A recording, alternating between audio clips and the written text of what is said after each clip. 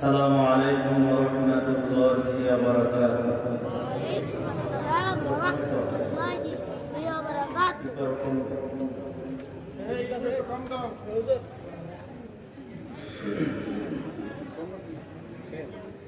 إن الحمد لله والصلاة والسلام على رسوله الكريم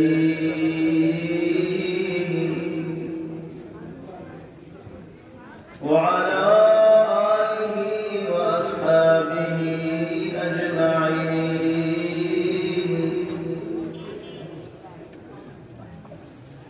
فنشهد أن لا إله إلا الله وحده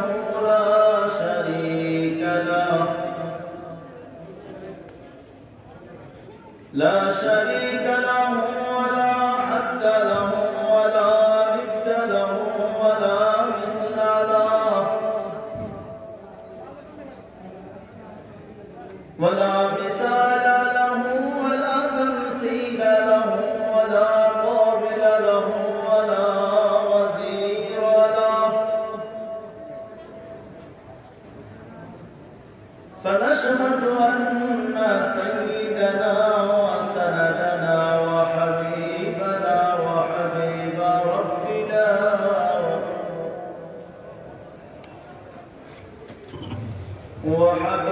ربنا وطبيبنا وطبيب أمراض قلوبنا وأجسادنا ومولانا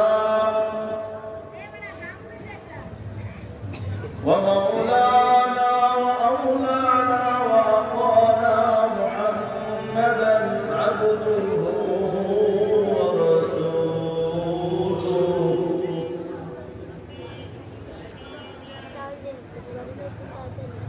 الذي أرسله الله تعالى بالحق بشيرا ونذيرا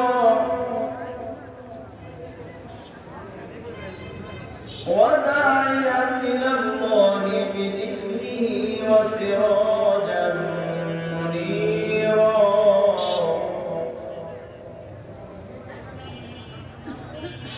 أما بعد فقد قال الله سبحانه وتعالى: أعوذ بالله من الشيطان الرجيم. بسم الله الرحمن الرحيم. إن الذين آمنوا وعملوا الصالحات كانت لهم جنات الفردوس نزلا.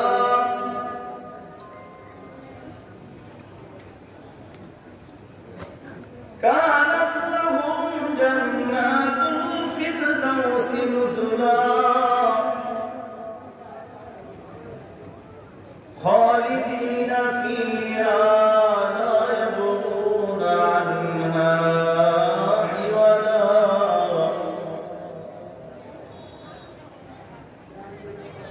وقال تعالى في موضع آخر: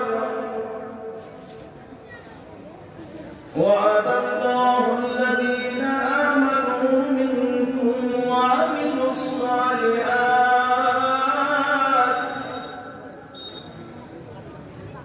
ليستخلفنهم في الأرض كما استخلف الذين من قبلهم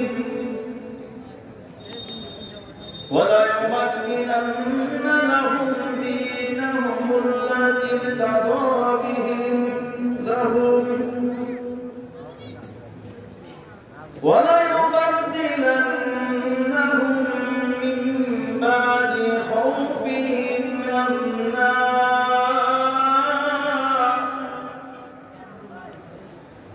يعبدونني لا يشركون بي شيئا ومن كفر بعد ذلك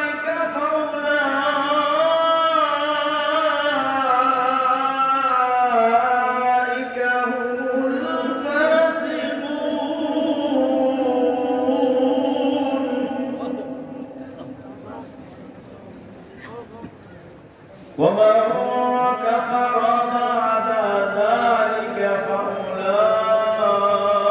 فأولئك هم الفاسقون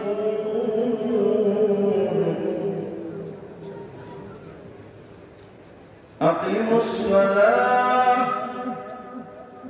وأقيموا الصلاة وآتوا الزكاة وأطيعوا الرسول لعلكم ترحمون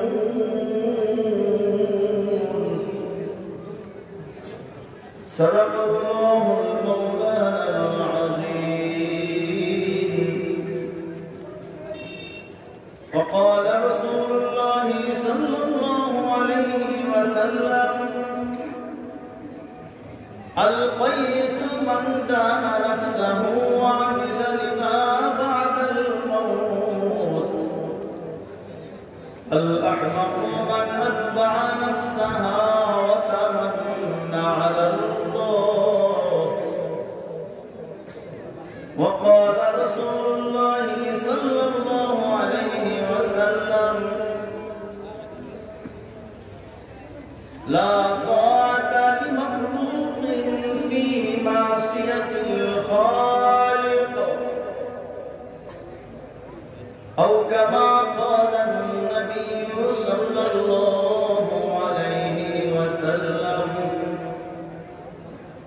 وقال تعالى في شان حبيبه ومحبوبه مخبرا وآمرا إن الله وملائكته يصلون على النبي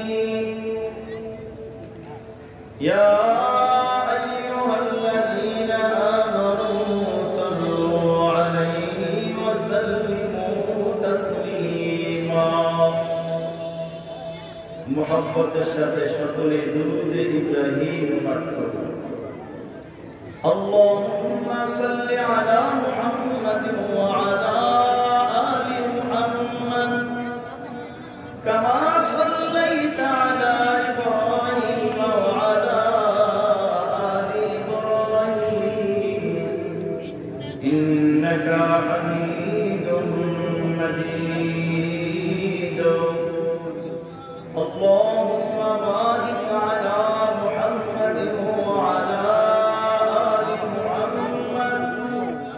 كما باركت على إبراهيم وعلى آل إبراهيم إنك حميد مجيد أنا من باشم کے روزے جنگ بینی پشت من آنا من باشم کے روزے جنگ بینی پشت من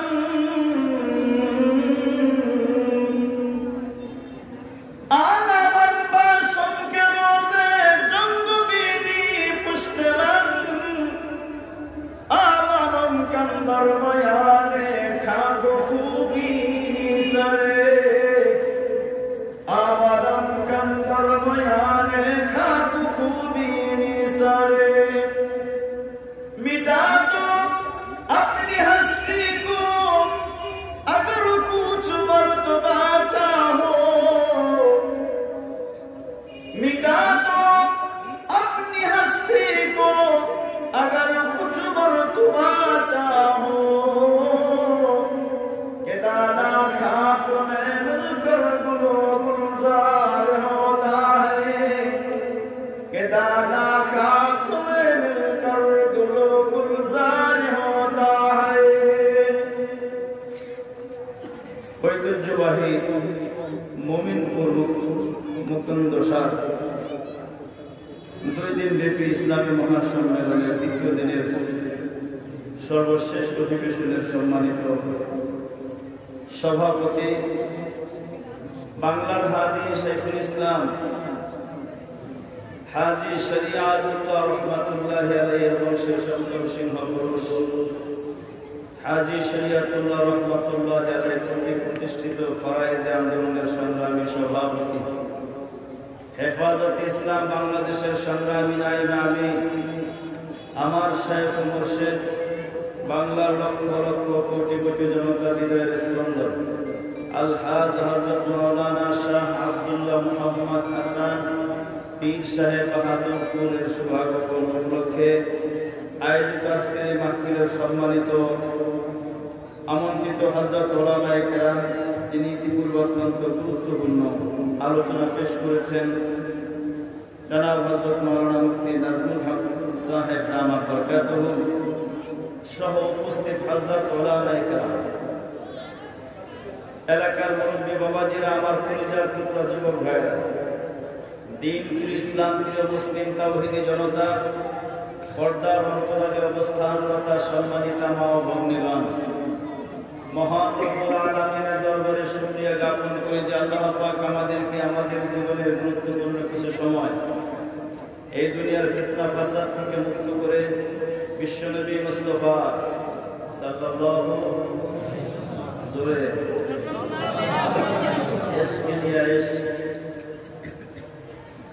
আল্লাহ নবীর নাম আসলে তো মনের মধ্যে ইশক আসতে হবে।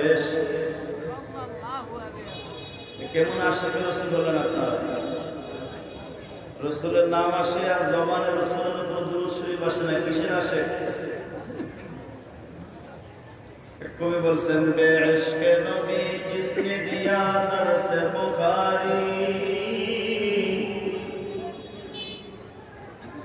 बे इश्क नबी जिसने दिया दर्स बुखारी, बुखार से आया है लेकिन बुखारी नहीं, बुखार से आया है लेकिन बुखारी नहीं। इश्क रसूल अंतरेर मध्य থাকতে হবে, আর বহিঃপ্রকাশ কি?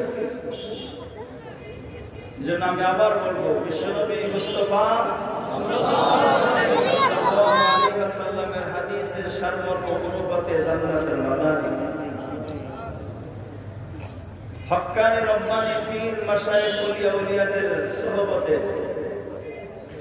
সামান্য সময়ের জন্য হলো বসার তৌফিক যে রব্বে কারীম দান করলেন, সাথে সাথে কিছু কোরআন ও সুন্নাহ থেকে আলোচনা করার তৌফিক দান করলেন।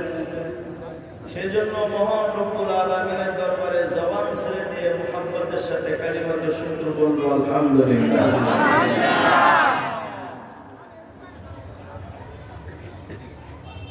উলামায়ে কেরামের মজলিসে বসাটা ইবাদত। উলামায়ে কেরামের মজলিসে বসা কি ইবাদত? কি কথা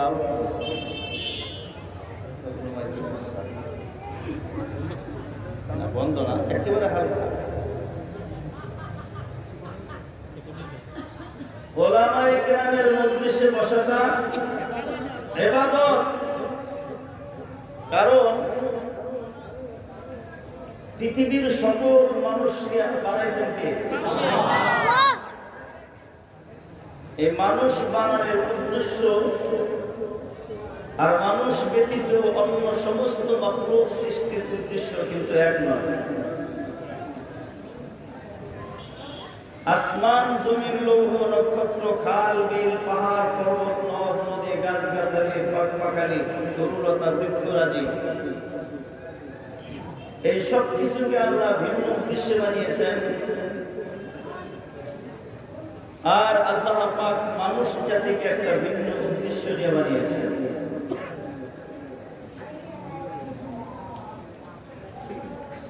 আসমান জমিন লৌহ নক্ষত্র খাল বিল পাহাড় পর্বত মানুষ ছাড়া যা আছে সব কিছুকে আল্লাহ কেন বানিয়েছেন? প্রশ্নটা যদি আল্লাহকেই করি, আল্লাহ সুবহানাহু ওয়া তাআলা নিজেই তার কালামের মধ্যে জবাব দিয়ে দিয়েছেন। বলবো আল্লাহ তাআলা বলেন, ওয়াল্লাযী খালাকা লাকুম মা ফিল আরদি জামিআ, তিনি সেই সত্তা যিনি আসমান জমিন লৌহ নক্ষত্র সব কিছু বানাইছেন ও মানুষ জাতি তোমাদের সেবা শুশ্রূষা করার জন্য। আল্লাহু আকবার। মানুষের খাদেম, মানুষের সেবক করে বানিয়েছেন। এবার প্রশ্ন দ্বিতীয়বার আল্লাহর কাছে, আল্লাহ যেই মানুষের খাদেম করে সব কিছুকে বানিয়েছেন, ওই মানুষকে আপনি কেন বানিয়েছেন? এটার জবাব আল্লাহ তাআলা কোরআনে দিয়েছেন কি দেন নাই? মা খালাকতুল জিন্না ওয়াল ইনসা ইল্লা লিয়াবুদুন, মা খালাকতুল জিন্না ওয়াল ইনসা ইল্লা লিয়াবুদুন।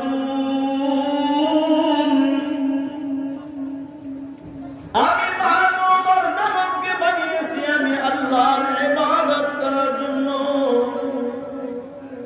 এই অর্থটাই তো সবাই করে না,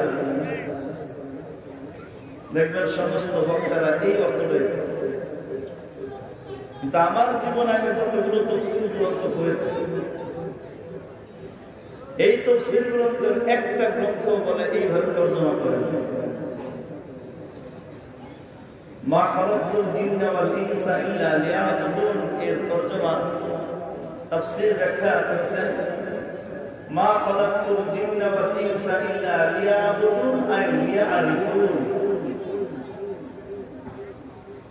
মানব দানবকে আমি ইবাদতের জন্য বানিয়েছি। কথাটা এভাবে তর্জমা হবে না, তাফসীরকারকরা বলতেছেন, বলতে হবে এভাবে যে মানব দানবকে আমি আল্লাহ আমাকে চেনার জন্য বানিয়েছি। আল্লাহু আকবার।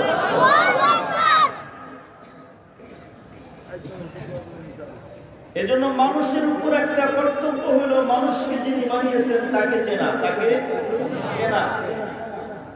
তবে সকল মানুষের মেধা আল্লাহ এমন করে দেন নাই যে নিজে নিজে আল্লাহকে চিনে ফেলবে, এটা সক্ষম না মানুষ। এই জন্য আল্লাহ পাক এই আল্লাহকে চেনার জন্য যে মাধ্যম ব্যবহার করছেন দুইটা। কয়টা? দুইটা।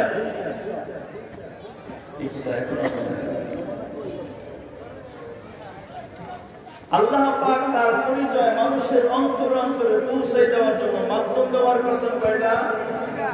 দুইটা। একটার নাম হলো কিতাবুল্লাহ, একটার নাম কি? কিতাবুল্লাহ। আর আরেকটার নাম হলো রিজালুল্লাহ। কিতাবুল্লাহ অর্থ হলো আল্লাহ পাক কর্তৃক লিখিত কিতাব, যেই কিতাবের মধ্যে আল্লাহ তার নিজের পরিচয় লিখে দিয়েছেন। এই কিতাবের সংখ্যা হলো 104 খানা। কয়খানা? আর রিজালুল্লাহ বলতে বোঝায় ওই সমস্ত ব্যক্তিবর্গ যারা আল্লাহ কর্তৃক নির্দিষ্ট বিশেষ ভাবে আল্লাহ পাকের পক্ষ থেকে বিশেষ মেধার অধিকারী, যারা আল্লাহ পাকের পরিচয় অন্তরে ধারণ করে এবং শুধু ধারণই করে না, অন্যের কাছে আল্লাহর পরিচয় তুলে ধরতে সক্ষমতা রাখে। এমন কিছু বিশেষ ব্যক্তিবর্গ যাদেরকে আমরা বলি নবী এবং রাসূল। নবী এবং রাসূল।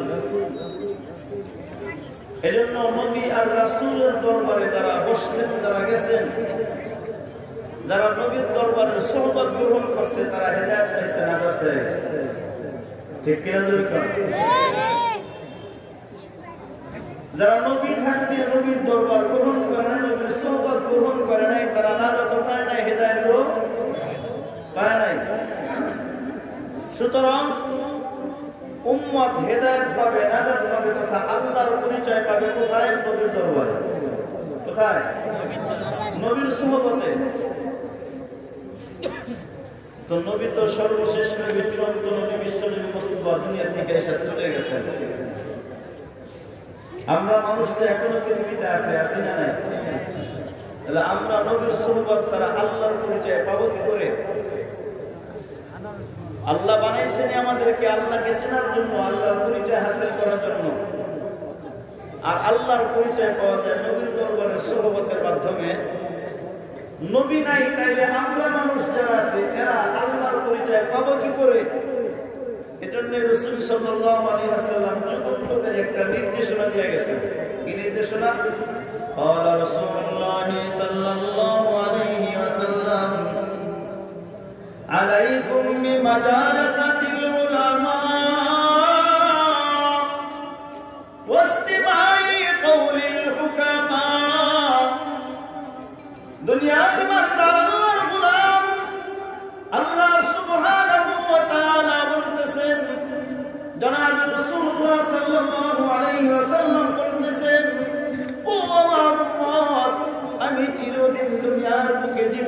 থাকবো না, আমি একদিন দুনিয়া থেকে বিদায় হয়ে যাব। ফাইন্নি মাকবুস, আমাকেও কবজা করা হবে এবং পৃষ্ঠে আমিও চিরদিন থাকবো না।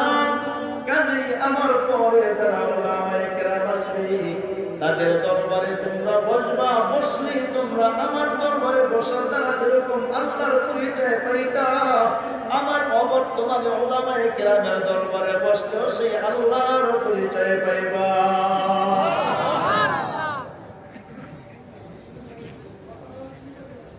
আর রাসূল তো সরাসরি হাদিস বলেই দিচ্ছেন যে একজন আলেমের সুহবতে বসলো, রাসূল বললেন সেজন্য আমার সুহবতে বসলো। একজন আলেমের সাথে সাক্ষাৎ করতে গেল, রাসূল বলেন সেজন্য আমার সাথে সাক্ষাৎ করতে আসলো। এজন্য উলামায়ে কেরামের সুহবতে বসা, উলামায়ে কেরামের সাথে সম্পর্ক লাগানো, নামান্তরে রাসূলের সাথে সম্পর্ক লাগানো। যতদিন পর্যন্ত উম্মত নবীর দরবারে বসবে, নবীর সোহবত গ্রহণ করবে, ততদিন পর্যন্ত উম্মত হেদায়েত আর নাজাতের উপর থাকবে। উম্মত নবীর সোহবত যদি গ্রহণ না করে, নবীকে যদি না মানে, তাহলে উম্মত গুমরাহ হবে, পথভ্রষ্ট হবে। ঠিক নবী যখন পৃথিবীতে থাকবে না, তখন জমানার উলামায়ে কেরামের সোহবতে যদি উম্মতেরা বসে, তাহলে হেদায়েত আর নাজাতের উপর থাকবে।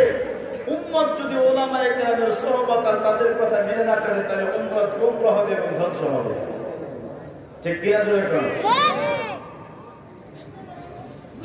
দুনিয়ার ইমানদার আল্লাহর গোলাম, এজন্য উলামায়ে কেরামের সোহবতে বসাটাকে গনিমত মনে করো। উলামায়ে কেরামের সোহবতে বসাটাকে নিজের জীবনের জন্য সফলতা মনে করো। হযরত সাহাবায়ে কেরাম রাদিয়াল্লাহু তাআলা আনহুম সব সময় চেষ্টা করতেন একটু সময় পেলে রাসূলের দরবারে যা বসা নিজেকে রত্ন করতেন। দুনিয়ার ইমানদার আল্লাহর গোলাম, উলামায়ে কেরামের দরবারে বসার জন্য রাসূল নির্দেশ করেছেন। আর রাসূল যে কাজের নির্দেশ করেন ওই কাজটা ওয়াজিব হয়ে যায়। জোরে বলেন আল্লাহু আকবার। কাজে উলামায়ে কেরামের সোহবতে বসাটা উম্মতের জন্য ওয়াজিব। উম্মতের জন্য কি ওয়াজিব? আল্লাহ তাআলা আমাদেরকে সুযোগ দিয়েছেন, সেজন্য শুকরিয়া, আলহামদুলিল্লাহ। আমি আপনাদের সম্মুখে পবিত্র কালামুল্লাহ শরীফের দুই জায়গা থেকে তেলাওয়াত করেছি। কয় জায়গা থেকে? একটা হলো সূরা কাহফের শেষ 3 আয়াতের প্রথম আয়াত, আর একটা হলো সূরাতুন নূরের 55 নম্বর আয়াত। এই দুইটা আয়াত আর বিশ্বনবী সাল্লাল্লাহু আলাইহি ওয়াসাল্লামের অগণিত অসংখ্য হাদিস সমূহের মধ্যে থেকে দুটি হাদিস আপনাদের সামনে আমি তেলাওয়াত করেছি। আয়াত দ্বয় ও হাদিস দ্বয়ের অন্তরালে কিছু কথা আল্লাহ যেন জবান দিয়ে এমন বের করে যা আপনার, আমার এবং সকলের হেদায়েতের ওসিলা হয়ে যায়। সকলে বলেন আমিন। আল্লাহ পাক বান্দাকে, বান্দার সাথে বান্দার শ্রম আর কষ্টের বিনিময়ে কি কি দিবেন, এটা আল্লাহ পাক বান্দার সাথে ওয়াদা করেছেন। ঠিক কিনা? জোরে বলেন। বান্দা আল্লাহর হুকুম আর তার নবীর তরিকায় চললে ওই বান্দার সাথে আল্লাহ পাক প্রতিদান দেওয়ার ওয়াদা করেছেন। তবে ওয়াদার বাস্তবায়নের ক্ষেত্র আল্লাহ পাকের এক জায়গায় না, দুই জায়গায়, শুধু আখিরাতেই না। বান্দার দুইটি কর্ম আল্লাহর হুকুম নবীর তরিকায় যদি চলতে পারে, তাহলে এই মুমিন বান্দাকে আল্লাহ পাক শুধু প্রতিদান আখিরাতেই দিবেন। এই ওয়াদাই শুধু আল্লাহ করেন নাই, আল্লাহ পাক মুমিন বান্দাকে কিছু প্রতিদান এই দুনিয়ার বুকে দিয়ে দিবেন, এই ওয়াদাও আল্লাহ করেছেন। প্রথম আয়াতে আমি যেটা তেলাওয়াত করেছি সেটার মধ্যে আল্লাহ পাক মুমিন বান্দাকে একটি মাত্র শর্তে আখিরাতের বুকে একটি প্রতিদানের ওয়াদা করেছেন। দ্বিতীয় আয়াতের মধ্যে আল্লাহ পাক মুমিন বান্দার সাথে, মুমিন বান্দার জন্য একটি মাত্র শর্তে দুনিয়াতে আল্লাহ পাক বান্দা মুমিন বান্দাকে 3টা বড় বড় নিয়ামত দেওয়ার ওয়াদা করেছেন। প্রথম আয়াতের মধ্যে আল্লাহ বলেন, ইন্নাল্লাযীনা আমানু ওয়া আমিলুস সালিহাত কানাত লাহুম জান্নাতুল ফিরদাউসি নুজুলা। আমার আল্লাহ বলতেছেন নিশ্চিত যারা মুমিন আমি আল্লাহ তাদের জন্য জান্নাত দান করব। কোন জান্নাত? আমার আল্লাহ বলতেছেন জান্নাতুল ফিরদাউস, জান্নাতুল ফিরদাউস দান করব। তবে শর্ত আছে। শর্ত না বিনা শর্তে? আল্লাহর একটা ওয়াদা আছে মুমিন বান্দার সাথে। কাদের সাথে? যে নিশ্চয়ই যারা ঈমানদার তাদেরকে আমি জান্নাত দান করব। শর্ত আছে না নাই? শর্তটা কি? ওয়া আমিলুস সলিহাত, মুমিন যদি নেককার হয়। কি হয়? এটা একটা উজ্জ্বল প্রশ্নের উত্তর। আল্লাহ আপনি বললেন মুমিন বান্দাদেরকে জান্নাতুল ফিরদাউস দিবেন। অনেক মুমিন বান্দাই তো জাহান্নামে যাবে। তারা মুমিন বটে, তারপরও জাহান্নামে যাবে কেন? এজন্য আল্লাহ পাক বললেন হ্যাঁ মুমিন বান্দাকে আমি জান্নাতুল ফিরদাউস দিব, বিনা শর্তে নয়, একটি মাত্র শর্তে। শর্তের নাম হলো আমিলুস সলিহাত, নেককার হতে হবে। কি হতে হবে? এবার যেই মুমিন নেককার হবে তার ঠিকানা জান্নাতুল ফিরদাউস। ওয়াদা কার? আল্লাহ ওয়াদা করে। আল্লাহর ওয়াদা সত্য না মিথ্যা? জোরে বলেন। ইন্না ওয়াদাল্লাহি হাক্ক। আমার আল্লাহ বলেন আমি আল্লাহর ওয়াদা সত্য। হ্যাঁ আল্লাহ ওয়াদা করেন, ঠিক আছে। মনে হয় মাঝে মাঝে ওয়াদার খেলাফ করেন। হ্যাঁ ইন্নাল্লাহা লা ইখলিফুল মিয়াদ। আমার আল্লাহ বলেন আমি আল্লাহ কখনোই ওয়াদার খেলাফ করি না।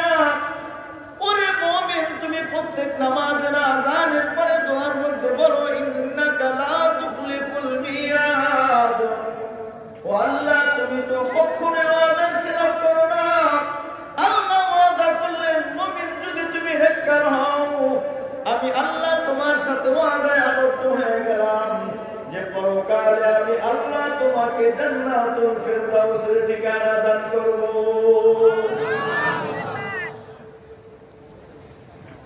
এটা হলো আখিরাতের ক্ষেত্রে ওয়াদা। শর্তে না বিনা শর্তে? শর্ত কয়টা? আল্লাহ ওয়াদা করছেন। ওয়াদা করছেন কে? আরে জবানটা করেন না, ওয়াদা করছেন কে? কার সাথে ওয়াদা? বান্দার সাথেই না, শুধু মুমিনের সাথে। কাফিরও তো বান্দা কার? মুশরিক বান্দা কার? তো সব বান্দার সাথে একবার ওয়াদা না। আল্লাহ যার তার সাথে ওয়াদা করে না। কারো ব্যাপারে ডাইরেক্ট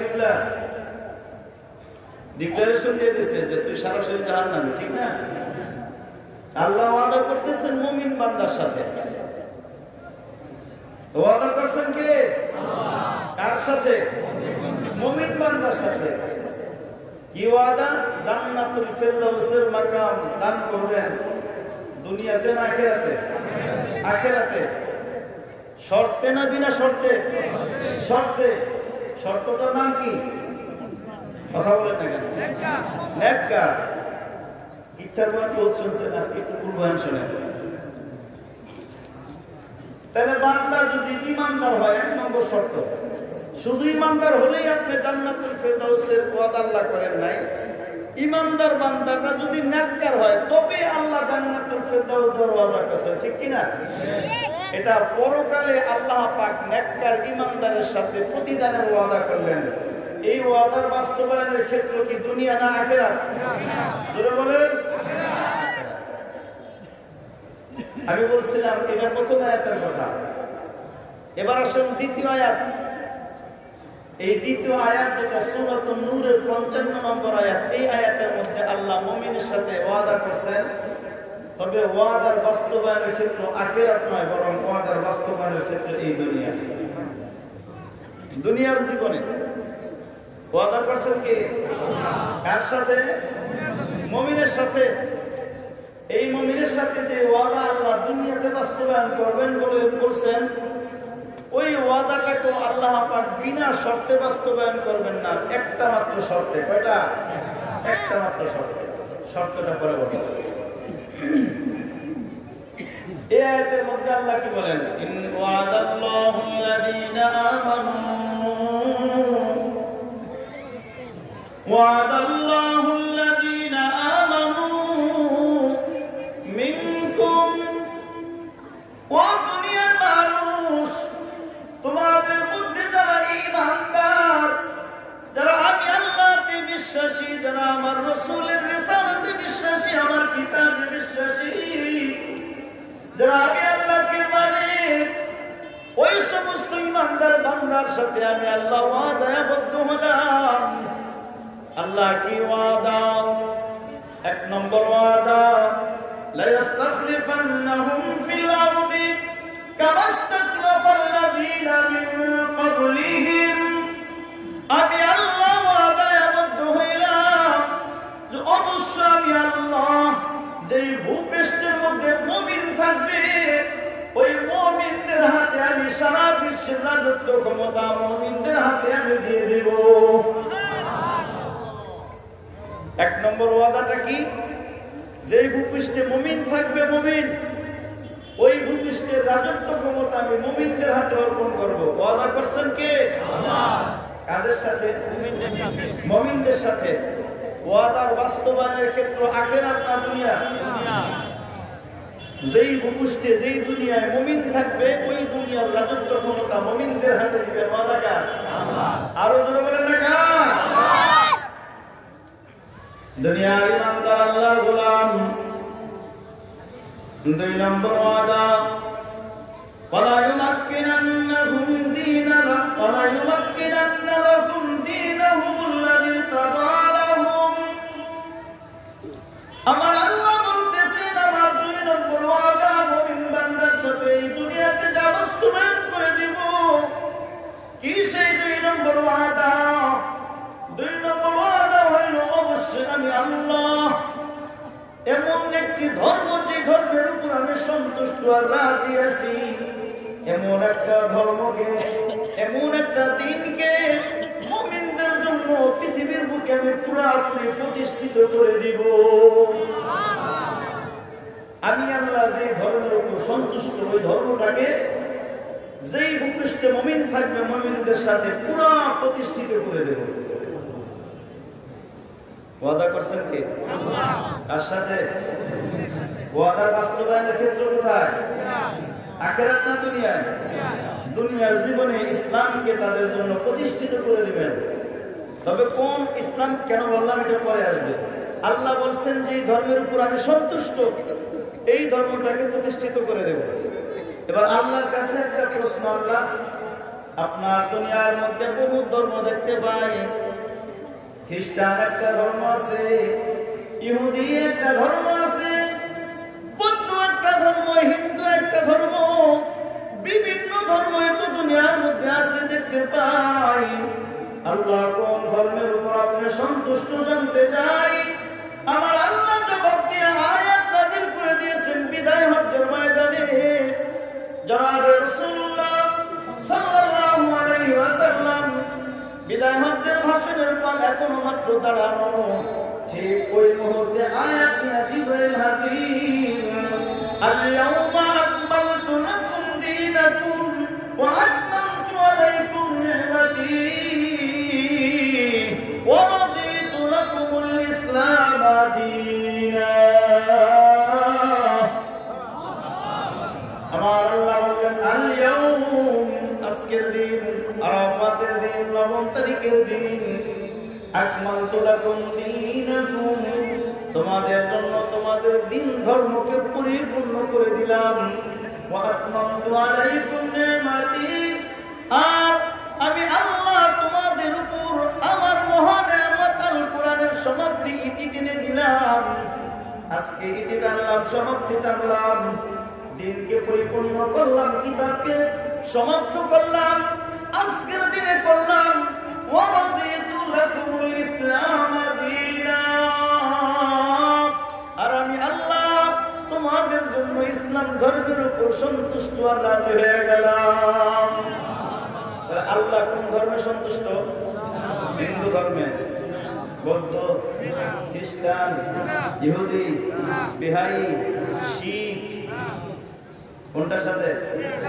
ইসলাম ধর্মের উপর সন্তুষ্ট। আল্লাহ সূরা নূরের 55 নম্বর আয়াতের মধ্যে দ্বিতীয় ওয়াদা করলেন মুমিন বান্দাদের সাথে দুনিয়াতে বাস্তবায়ন করবেন যে ওয়াদা, সেই ওয়াদাটা হলো যে মুমিন যেই ভূপৃষ্ঠে থাকবে ওই ভূপৃষ্ঠের মুমিনদের সাথে আমি আল্লাহ যেই দিন ধর্মের উপর সন্তুষ্ট তথা ইসলাম ধর্মটাকে আমি পুরোপুরি প্রতিষ্ঠিত করে দেব। তিন নম্বর ওয়াদা, ওয়াদাগুলো আগে বলে নিই, এরপরে বাস্তবতার সাথে মিলিয়ে দেখবো যে আল্লাহর ওয়াদা বাস্তবায়ন আছে না নাই। এবার 3 নম্বর ওয়াদা হলো ওয়ালা ইউবাদদিলান্নাহুম মিন বাদি খাউফিহিম আমনা, ওয়ালা ইউবাদদিলান্নাহুম মিন বাদি খাউফিহিম আমনা।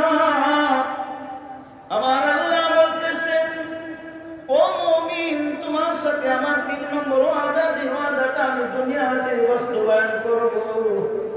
3 নম্বর ওয়াদা হইল তোমরা তোমাদেরকে যারা মুমিন হবা, দুনিয়ার মুখে ঈমানদার যারা থাকবা, আমি আল্লাহ তাদেরকে সমস্ত ধরনের হামলা মামলা থেকে, অন্য জাতির হামলা মামলা থেকে তোমাদেরকে সম্পূর্ণ নিরাপদ করে দিব। কেউ তোমাদের উপর হামলা করবে না। যে ভূপৃষ্ঠে মুমিন থাকবে, মুমিনদের উপর কেউ আঘাত করবে না। সম্পূর্ণ নিরাপত্তা ব্যবস্থা আমি আল্লাহ এই দুনিয়াতেই করব। ওয়াদা কয়টা? ওয়াদা 3টা প্রস্তুত করো। 1 নম্বর ওয়াদা কি? বিশ্ব ক্ষমতা কাদের হাতে? মুমিনদের হাতে দিবেন। 2 নম্বর ওয়াদা কি? ভুলে গেছেন কেন? বাস্তব মুখস্থ রাখতে হবে। 2 নম্বর ওয়াদা হলো ইসলামকে পুরো প্রতিষ্ঠিত করে দিবেন। 3 নম্বর ওয়াদা হলো মুমিনদেরকে সম্পূর্ণ নিরাপত্তা দিবেন। আখিরাতে না দুনিয়াতে? এই 3টা ওয়াদার বাস্তবতার সাথে একটু মিলিয়ে দেখব, তাইলে আমরা বুঝতে পারবো আল্লাহ ওয়াদা ঠিক রাখছেন না আল্লাহ ওয়াদা খেলাফ করছেন না, কি ঘটনা ঘটছে। 1 নম্বর ওয়াদাটা হাতে নেই। লা ইস্তাখলিফান্নাহুম মিন বাদি লা ইস্তাখলিফান্নাহুম ফিল আরদি কামা ইস্তাখলাফাল্লাযীনা মিন ক্বাবলিহিম। আমার আল্লাহ ওয়াদা করলেন যে ভূপৃষ্ঠে মুমিন থাকবে ওই ভূপৃষ্ঠের রাজত্ব ক্ষমতা মুমিনদের হাতে তুলে দিব। দুনিয়ার ইমানদার আল্লাহর গোলাম এই মুহূর্তে আমার সামনে যারা বসা আছেন দীপ্ত কণ্ঠে জবাব চাই, বর্তমান পৃথিবীতে মুমিন আছে না নাই? কি পরিমাণ? কথা বলেন না। 200 কোটিরও বেশি, 700 বা 750 কোটি মানুষ পৃথিবীতে বসবাস করে। যে পৃথিবীতে, সেই পৃথিবীর 200 বেশির কোটি মানুষ হলো মুমিন আর মুসলমান। তাহলে বিপুষ্টে মুমিন মুসলমান আছে না নাই? আরো জোরে বলেন আছে না নাই? এটা স্বীকার করে নিলেন পৃথিবীর বুকে মুমিন মুসলমান আছে। তাহলে আল্লাহ ওয়াদা করছেন যে ভূপৃষ্ঠে মুমিন মুসলমান থাকবে সেই ভূপৃষ্ঠের রাজত্ব ক্ষমতা, বিশ্ব ক্ষমতা মুমিনদের হাতে দিয়ে দিবেন। এবার আপনার কাছে দ্বিতীয় প্রশ্ন উপস্থিত, মুসলমান, বিশ্বের রাজত্ব ক্ষমতা মুমিন মুসলমানদের হাতে আছে না? আরো জোরে বলেন কার কার ধারণা যে আছে? নাই? কার কার ধারণা নাই? আল্লাহর ওয়াদা কেন কোথায়? আল্লাহ বলেন মুমিনদের হাতে আমি বিশ্ব ক্ষমতা দিব। প্রশ্ন করলাম মুমিন আছে না নাই? সৌচ্চ কণ্ঠে জবাব দিয়েছেন আছে। কিন্তু যেই ভূখণ্ডে মুমিন থাকবে ওই ভূখণ্ডের রাজত্ব ক্ষমতা আল্লাহর ওয়াদা মুমিনদের হাতে দিবেন। আল্লাহ তোমার ওয়াদা কি তাইলে মিথ্যা? আল্লাহ বলেন না, ইন্না ওয়াদাল্লাহি হক, নিশ্চয় আমি আল্লাহর ওয়াদা সত্য। মানলাম আল্লাহ তুমি ওয়াদা করছিলে সত্য, তাহলে মনে হয় মাঝে মাঝে তুমি ওয়াদার খেলাফ করো। আল্লাহ পাক বলতেছেন না, ইন্নাল্লাহা লা ইয়াখলিফুল মিয়াদ, আমি আল্লাহ ওয়াদার খেলাফ করি না। তাইলে ওয়াদার বাস্তবায়ন নাই কেন? তুমি তাইলে তোমার ওয়াদার মধ্যে মনে হয় তুমি ওয়াদার খেলাফ করো। কি বলেন? আপনাদের কি ধারণা? আল্লাহ ওয়াদার খেলাফ করেন? তাইলে সমস্যাটা কোথায় খুঁজে বের করতে হবে। ঠিক কিনা ধরে কাল প্রশ্ন জটিল না সহজ? জটিল প্রশ্ন। সারা রাজত্ব, সারা পৃথিবীর রাজত্ব ক্ষমতা মুসলমানদের হাতে নাই। যদি কেউ বলেন বাংলাদেশে মুসলমানরা ক্ষমতাবান, কই আসেনি? মুসলমানরা ক্ষমতাবান, তাহলে যারা ক্ষমতা আছে এরা মুসলিম? কি বলেন? এরা মুসলিম না মুসলিম? মুসলিম। সমস্যাটা কোথায় শেষে বলবেন ইনশাআল্লাহ। দুনিয়ার ইমানদার আল্লাহর গোলাম, আল্লাহ পাক দ্বিতীয় আরেকটা ওয়াদা করছেন, এটা একটু মিলিয়ে দেখি। এটা একটু কি করি মিলিয়ে দেখি। কি ওয়াদা? ওয়ালা ইউমাক্কিনান্না লাহুম দীনাহুমুল্লাযী ইরতাদা লাহুম। আমি আল্লাহ মুমিনদের জন্য ইসলামকে পূর্ণ প্রতিষ্ঠিত করে দিব। পৃথিবীতে মুমিন আসেনি? আরো জোরে বলেন না। এবার পৃথিবীতে মুমিন আছে, যেই পৃথিবীতে মুমিন থাকবে, মুমিনের সংখ্যা কত? 200 কোটিরও বেশি। পৃথিবীর ইতিহাসে, পৃথিবীর পূর্ব ইতিহাসে এত সংখ্যক মুমিন মুসলমান কখনোই পৃথিবীতে বসবাস করে না। ইতিহাসে নাই যে 200 কোটিরও বেশি মুমিন মুসলমান পৃথিবীতে কখনো একই এট এ টাইমে ছিল। বর্তমান পৃথিবীতে 200 কোটিরও বেশি মুমিন মুসলমান আছে। এতটা সত্য আপনাদের কাছে এবার দীপ্ত কণ্ঠে আমার প্রশ্ন, উচ্চ কণ্ঠে জবাব চাই। বর্তমান পৃথিবীতে ইসলাম প্রতিষ্ঠিত আছেন? কোথায় আছে দেখেন। আল্লাহ ওয়াদা করলেন মুমিনদের হাতে, পৃথিবীর বুকে আমি ইসলাম মুমিনদের সাথে প্রতিষ্ঠিত করে দিব। যেই ভূখণ্ডে মুমিন থাকবে ওই ভূখণ্ডে মুমিনদের জন্য ইসলামকে পূর্ণ প্রতিষ্ঠিত করে দিব। আমরা দেখতেছি পৃথিবীর বুকে কোটি কোটি শত কোটি মুমিন মুসলমান থাকা সত্ত্বেও ইসলাম পূর্ণ প্রতিষ্ঠিত নাই। আল্লাহ তাইলে কি তোমার ওয়াদা মিথ্যা? আল্লাহ বলেন অসম্ভব, আমি আল্লাহর ওয়াদা সত্য। তাইলে তুমি ওয়াদার খেলাফ করো। বিষয়টা কি? বাস্তবায়ন নাই কেন? বুঝতে হবে সমস্যাটা কোথায়। রাজি আছেন বুঝতে? দুনিয়ার ইমানদার, আল্লাহ পাকের এবার যদি কেউ বলো সৌদি আরবের মধ্যে ইসলাম প্রতিষ্ঠিত, কি বলেন? পূর্ণ প্রতিষ্ঠিত আছে? কিছু আছে, একেবারে নাই তারপর বলি না। পূর্ণ প্রতিষ্ঠার কথা বলা হয়েছে। বুনিয়াদ করে দেওয়া হবে, বেনা করে দেওয়া হবে, ইসলামকে প্রতিষ্ঠিত করে দেওয়া হবে। যদি কেউ বলেন যে সৌদি আরব ইসলাম পূর্ণ প্রতিষ্ঠিত, তাহলে বলেন ইসলামের কোথায় লেখা আছে যে হালাল বাইরে ডান্স খানা বানানো যাবে? কোরআনের কয় পৃষ্ঠায়? বুখারী শরীফের কোন পৃষ্ঠায়? কোন পাড়ায়? আসেনি? কথা বলেন না কেন? একজন সাবালিকা মেয়ে অভিভাবক ছাড়া দেশ থেকে দেশে সফর করতে পারবে, ইসলামের কোথায় লেখা আছে? কথা বলেন না কেন? খুল্লুম খোলা প্রকাশ্যে নারী পুরুষ একই সাথে ঘোরাফেরা করবে, কেউ কিছু বলতে পারবে না। কোথায় লেখা আছে? আবার বর্তমানে আরেকটা সুযোগ করে দিয়েছে। হ্যাঁ জি, রাষ্ট্রের মধ্যে ইসলাম প্রতিষ্ঠিত থাকলে মাশাআল্লাহ, ভাইরা বলছেন সিনেমা প্রতিষ্ঠিত করা যায়, ঠিক না? কোন সিনেমা? যার মধ্যে মানুষের যৌন সুরসুরি আর যৌন উৎসাহ তৈরি হয়, সুচরিত্র মানুষগুলো ক্রমান্বয়ে কুচরিত্রে রূপান্তর হয়, এমন সিনেমা হল প্রতিষ্ঠা হয়। কথা বলেন না কেন? ইসলাম প্রতিষ্ঠা হইলে তাহলে সৌদি আরবও নাই। কেউ কেউ বলবেন হ্যাঁ হুজুর, মাঝে মাঝে ইরানে মনে হয় যেন ইসলাম প্রতিষ্ঠিত। ইরান ইসলাম প্রতিষ্ঠিত? আর ইরানে তুমি আর সরাসরি শিয়া মতবাদ প্রতিষ্ঠিত। আর শিয়ারা যে কাফের, তো সমস্ত বিশ্বের সমস্ত উলামায়ে কেরাম একমত। শিয়ারা কি কাফেররা? পরিষ্কার, মাসালা কোনো নতুন নয়। সুতরাং শিয়া মতবাদ প্রতিষ্ঠিত হওয়াটা এটা কোন ইসলাম প্রতিষ্ঠিত নয়।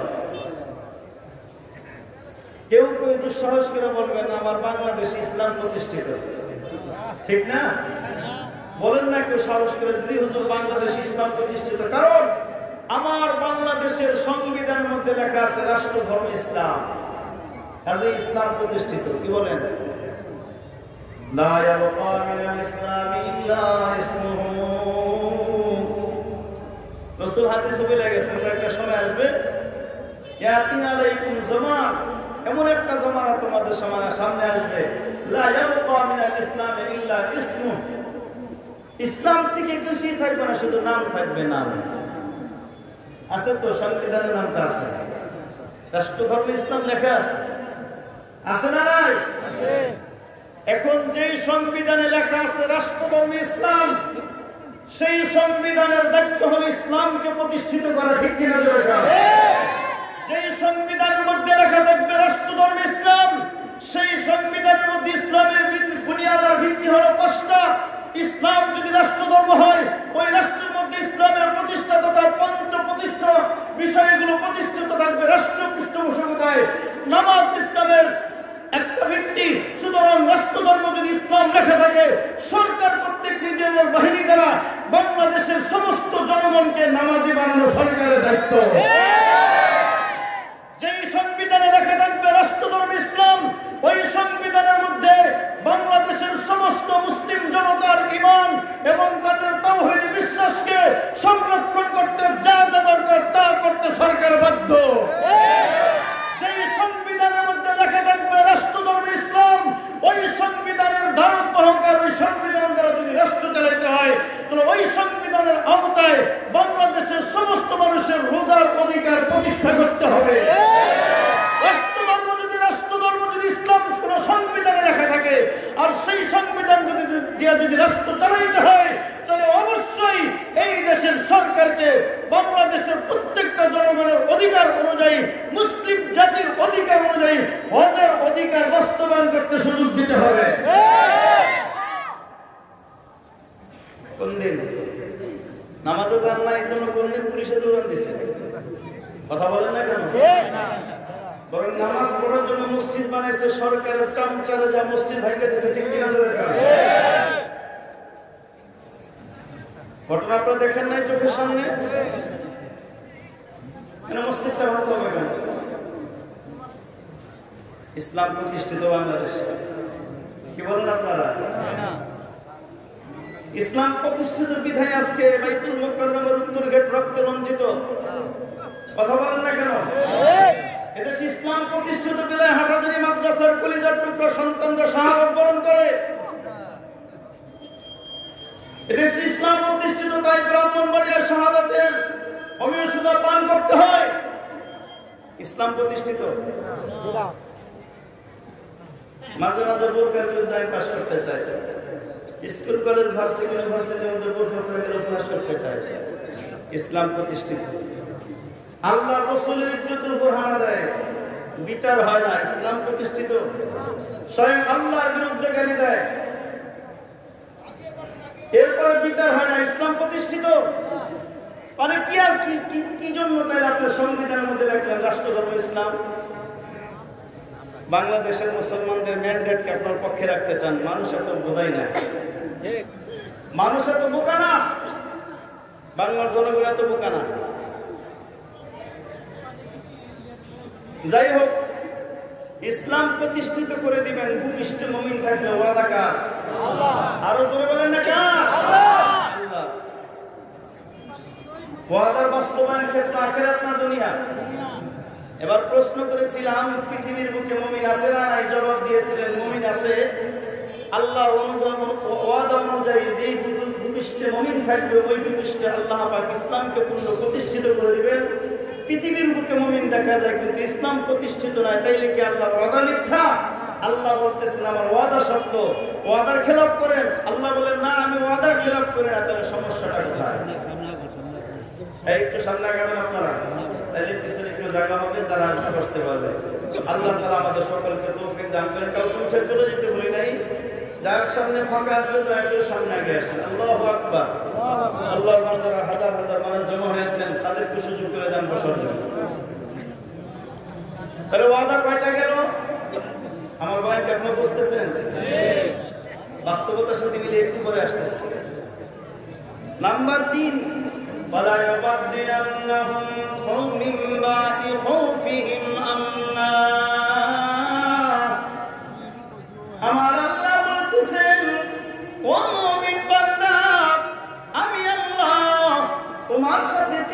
একটা ওয়াদায় আবদ্ধ যে মুমিন যদি পৃথিবীতে থাকে আমি আল্লাহ ওই মুমিনকে অন্য জাতির হামলা থেকে সম্পূর্ণ নিরাপদ করে দেব।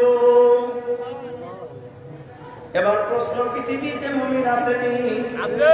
জোরে বলেন আছে। সংখ্যায় কম না অনেক বেশি? পৃথিবীর অতীত ইতিহাসে এট এ টাইমে এত মুমিন ছিল না। কিন্তু আমি আপনার কাছে দায়িত্বহীন ভাবে আবার প্রশ্ন করি, বর্তমান পৃথিবীতে মুমিন আছে বলছেন, এই বর্তমান পৃথিবীর মুমিনরা নিরাপদ না অন্য জাতের হামলায় জর্জরিত? তাহলে আল্লাহর ওয়াদা গেল কোথায়? আল্লাহর ওয়াদা মিথ্যা? আল্লাহ বলেন ওয়াদাল্লাহি হক, আমি আল্লাহর ওয়াদা সত্য। আল্লাহ তাইলে তুমি ওয়াদার খেলাফ করো? বলে না, আমি কখনোই ওয়াদার খেলাফ করি না। তাহলে ঝামেলাটা কোথায়? দ্বিতীয় ওয়াদা হইল আমি পৃথিবীর বুকে মুমিন মুসলমানদেরকে নিরাপত্তা দান করব, তাদের উপর কেউ হামলা করবে না। সারা বিশ্বের মুমিন মুসলমান বর্তমানে নিরাপদ না, অন্য জাতির হামলায় বারবার আক্রান্ত। জোরে বলেন। যদি কেউ বলেন বর্তমান পৃথিবীর মুমিন মুসলমান নিরাপদ, বর্তমান পৃথিবীর মুমিন মুসলমানরা নিরাপদ যদি কেউ বলতে চান, তাহলে আফগানিস্তানের মুমিন মুসলমান যারা শাহাদাত বরণ করলো, যুগকে যুগ ধরে যুদ্ধ করতেছে, এরা মুমিন মুসলমান ছিল না? এরা নিরাপদ। কাশ্মীরের মুমিন মুসলমান, এরা নিরাপদ। ভারতের মুমিন মুসলমান নিরাপদ। শুধুমাত্র গোমাংস, গরুর মাংস আমাদের জন্য আল্লাহ আমাদের স্রষ্টা হালাল করেছেন। সেই গরুর মাংস খাওয়াটা আমার ধর্মীয় অধিকার। সেই ধর্মীয় অধিকার যদি, ধর্মীয় সম্প্রীতি যদি থাকে, তাহলে সেখানে আমার জাতি মুসলমান জাতি গরুর গোশত খাবে, রক্ষণ করবে, এটা ধর্মীয় অধিকার হিসাবে খাবে। তাইলে তার উপর হস্তক্ষেপ করবে কেন? মুসলমানরা নিরাপদ বলে।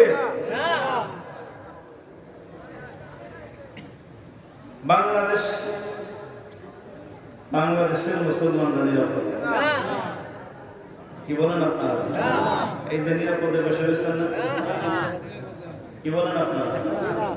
বাংলাদেশের মুসলমানরা নিরাপদ দেখেই তো আমরা সত্য সঠিক কথাগুলি বলি। যারা ওলামায়ে কেরাম এই মঞ্চে বসে, যারা এদেশে দুর্নীতি, ঘুষ, টেন্ডারবাজি আর দুশ্চরিত্র, সন্ত্রাসী কর্মকাণ্ড করে, তাদের বিরুদ্ধে ওলামায়ে কেরাম কথা বলে দেখি তো তাদের হাত ভাঙতে চায়। ঠিক কিনা?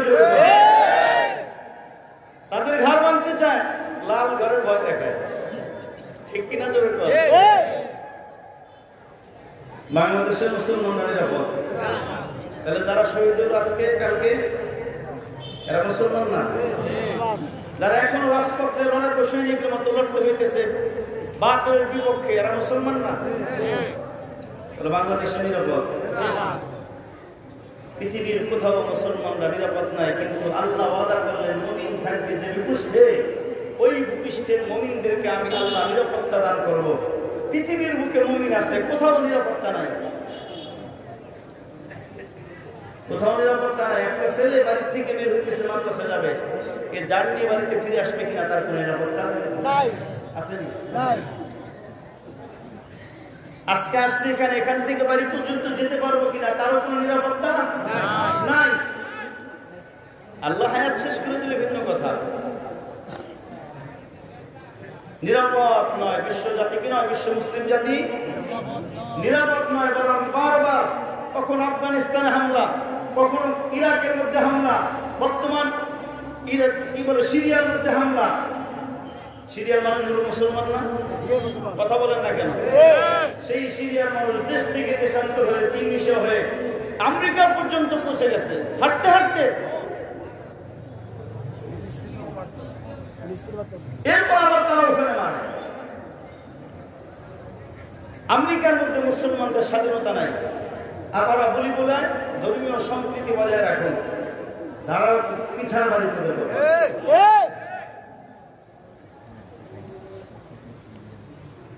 মোদী 100 বার বাংলাদেশে আসবে, আমাদের কোন আপত্তি থাকার কথা ছিল না। সে 500 রাষ্ট্রের প্রধানমন্ত্রী, আমাদের কোনো অভিযোগ থাকার কথা ছিল না। একটাই মাত্র দুঃখ, তুমি মুখে বলো ধর্মীয় সম্প্রীতি, আর তোমার দেশের মধ্যে হাজার হাজার মুসলিম জাতিকে নিধন করা হচ্ছে। গুজরাটে তুমি ধর্মীয় দাঙ্গা সৃষ্টি করে মুসলমানদেরকে হত্যা করলা, তাদের ভিটে বাড়ি ছাড়া করলা, মায়ের কোল খালি করলা, সন্তানকে এতিম করলা, বোনকে বিধবা করলা, আকাশ আকাশ বাতাস পুকুরিত মা বোনদের আত্মনাথে চিৎকারকে আকাশ বাতাস ভারী করলো, আর তুমি মুখে বলতেছো ধর্মীয় সম্প্রীতি। তোমার মতন ধর্মীয় দাঙ্গাবাজ বাংলাদেশের পদক্ষেপ রাখার কোনো অধিকার রাখে না। তুমি আসবে 1000 বার, আমাদের কোনো বাধা থাকার কথা ছিল না, সাধারণ সম্ভাষণ দেওয়ার কথা ছিল আমাদের। কেন তোমার নামের উপর জোতা নিক্ষেপ করবো আমরা? আমাদের কোনো দুঃখ নাই, একটাই মাত্র দুঃখ, আমার বাংলাদেশের হিন্দু, বাংলাদেশের খ্রিস্টান, বাংলাদেশের বৌদ্ধ, বাংলাদেশের ইহুদি সমস্ত জাতির আমরা ধর্মীয় সম্প্রীতি ভাবে চলি, ঠিক কিনা? আমাদের মধ্যে যদি ধর্মীয় গোড়ামি থাকতো, বর্ণবাদ থাকতো, ধর্মীয় দাঙ্গা থাকতো, বাংলাদেশের একটা হিন্দু 1 সেকেন্ডের মধ্যে বসবাস করতে পারত না। আমরা ধর্মীয় দাঙ্গায় বিশ্বাসী না, ইসলাম কখনোই শিক্ষা দেয়নি, ঠিক কিনা? তোমরা ওখানে মারতে পারো, আমরা এখানে মারতে পারি না, ক্ষমতা নাই আমাদের, কথা বলেন না। একজন আলেম বলছে আজকে পর্যন্ত যে হিন্দু পিড়ি মেরে না, বলতে পারবে? বাংলাদেশের একজন ছোট্ট মসজিদের একজন ইমাম সাহেব বলছে যে হিন্দুদেরকে ক্ষতি করো, তাদের সম্পদ দখল করো, তাদেরকে বের করে দাও। এত চিল্লেন চিল্লে আমরা বলিনি, এদেশে হিন্দু বৌদ্ধ খ্রিস্টান সবাই থাকবে, আমাদের রক্ত তাদের রক্তের মতো, তাদের রক্ত আমাদের রক্তের মতো নিরাপত্তা আমরা দিব, তাদের সম্পদ আমাদের সম্পদের মতো নিরাপত্তা আমরা দিব। এটা ইসলামী শিক্ষা, এটা ইসলামী আইন, এটা ইসলামী বিধান। আমরাও পারি, কিন্তু এটা আমাদের ইসলাম বলে না বিধায় আমরা করি না। সম্ভব না এটা আমাদের দ্বারা। গরুর গোশত রাখেও নয়, খাসির গোশত করে অপরাধে পিঠে মেরে দেয়। ঘটনা দেখছেন আপনারা? এবার বলেন মুসলমানরা নিরাপদ, এরপরও যদি বলেন তাহলে চোখে আঙ্গুল দিয়ে দেখাই দিই। মায়ানমার সরকার 8 লক্ষ রোহিঙ্গা বাংলাদেশে ঢাকায় ঢুকিয়ে দিল, প্রায় 2 লক্ষের মতন জবে করে নাক নদীতে ভাসাইলো। এরা মুমিন মুসলমান না? নিরাপদ? আল্লাহ যে কিছু নিরাপত্তা দিব, ওয়াদা গেল কোথায়? সত্য না মিথ্যা? ওয়াদা সত্য না মিথ্যা? সত্য। তাহলে আল্লাহ ওয়াদার খেলাপ করছেন, এর সমস্যাটা কোথায়? দুনিয়ার ইমানদার আল্লাহর গোলাম, আল্লাহ সুবহানাহু ওয়া তাআলা এই আয়াতের মধ্যে 3টা ওয়াদা করছেন। 3টা ওয়াদার বাস্তবায়ন ক্ষেত্র হলো দুনিয়া। 3টা ওয়াদা আল্লাহ দুনিয়াতে বাস্তবায়ন করবেন। 3টা ওয়াদা যদি আল্লাহ বাস্তবায়ন করেন তবে মুমিনরা তাদের অস্তিত্ব ধরে রাখতে পারবে, অস্তিত্ব টিকে থাকবে না, মুমিনদের অস্তিত্ব থাকবে না। আর এই 3টা অস্তিত্ব টিকে থাকবে আল্লাহ পাক বাস্তবায়ন যদি করে দেন, তবে আল্লাহ সুবহানাহু ওয়া তাআলা তার এই 13টা ওয়াদার কথা বলছেন, ওয়াদাও সত্য, ওয়াদার বাস্তবায়ন করবেন তাও সত্য। তবে ওয়াদা বাস্তবায়ন আল্লাহ বিনা শর্তে করবেন না, একটা মাত্র শর্তের বদৌলতে। কয়টা শর্ত? একটা মাত্র শর্ত। কি সে একটা মাত্র শর্ত? এই জন্য আল্লাহ আয়াতের শুরু থেকে বলে দিচ্ছে, ওয়াআমিলুস সালিহাত ওয়াদাল্লাহুল্লাযীনা আমানু মিনকুম ওয়াআমিলুস সালিহাত। আমি মুমিনদের সাথে ওয়াদা করলাম, 3টা ওয়াদা দুনিয়াতে বাস্তবায়ন করে দিব, বিশ্ব ক্ষমতা মুমিনদেরকে দিব, ইসলামকে মুমিনদের জন্য পরিপূর্ণভাবে প্রতিষ্ঠিত করে দিব, আর ওই মুমিনদেরকে অন্য জাতির হামলা থেকে সম্পূর্ণ নিরাপত্তা দান করব। মুমিনদের সাথে আমি আল্লাহর এই 3টা ওয়াদা বাস্তবায়ন করব, বিনা শর্তে নয়, একটা মাত্র শর্তের বদৌলতে। শর্তের নাম হলো মুমিন যদি নেককার হয়। মুমিন যদি কি হয়? নেককার হয়। নেককার হলে মুমিনকে আমি 3টা ওয়াদা বাস্তবায়ন করে দেব।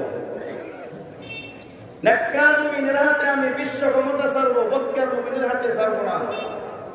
নেককার মুমিনদের সাথে ইসলাম প্রতিষ্ঠিত করব, বদকার মুমিনদের জন্য ইসলাম প্রতিষ্ঠা করব না।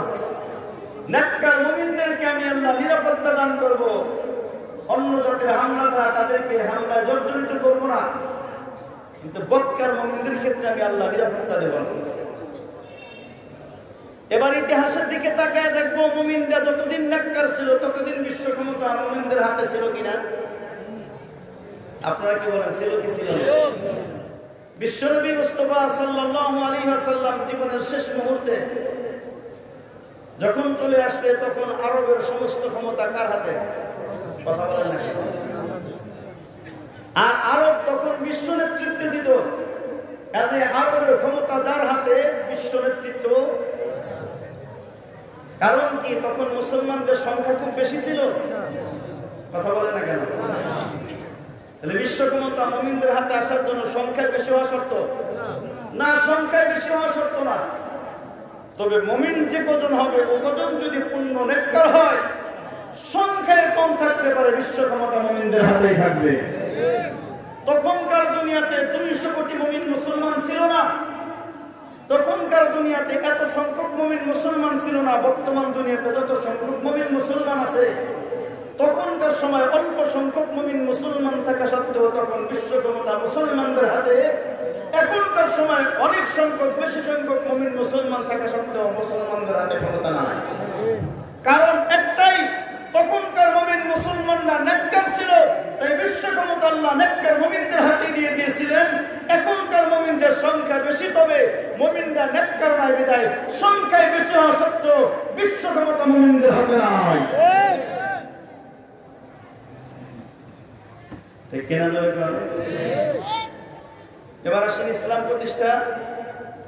রাসূলুল্লাহ সাল্লাল্লাহু আলাইহি সাল্লাম যখন দুনিয়া থেকে বিদায় হয় তার আগে তো আল্লাহ আয়াত নাযিল করে দিয়েছে, যে আমি তেলাওয়াত করলাম, আল-ইয়াওমা আকমালতু লাকুম দীনাকুম ওয়া আতমামতু আলাইকুম নি'মাতি। আজকে আপনার দিনকে পরিপূর্ণ করে দিলাম। ওই কোরআন তখন পূর্ণ প্রতিষ্ঠিত ছিল কি ছিল না? কথা বলেন না কেন? তখন মুসলমানদের সংখ্যা খুব বেশি ছিল, এই জোরে ছিল না, সংখ্যায় খুব কম ছিল। কিন্তু যারাই ছিল তারা নেককার ছিল না বদকার ছিল? সবাই নেককার ছিল। যার কারণে যতদিন পর্যন্ত মুমিনরা নেককার ছিল ততদিন পর্যন্ত মুমিনদেরকে আল্লাহ পূর্ণ ইসলাম প্রতিষ্ঠা দিয়েছেন। যেদিন থেকে মুমিন বদকার হতে শুরু করলো, সেদিন থেকে ইসলাম পূর্ণ প্রতিষ্ঠা থেকে মাহরুম হইয়া বরং ইসলামের বিভিন্ন অংশে বিশেষ প্রতিষ্ঠা হলো, পূর্ণ প্রতিষ্ঠা হইল না। ঠিক কিনা? জোরে কোন? এবার আসেন নিরাপত্তার বিধান। যতদিন পর্যন্ত মুমিন মুসলমানরা সংখ্যায় কম থাকছিল, কিন্তু যারাই ছিল তারা সবাই ছিল কি? নেককার।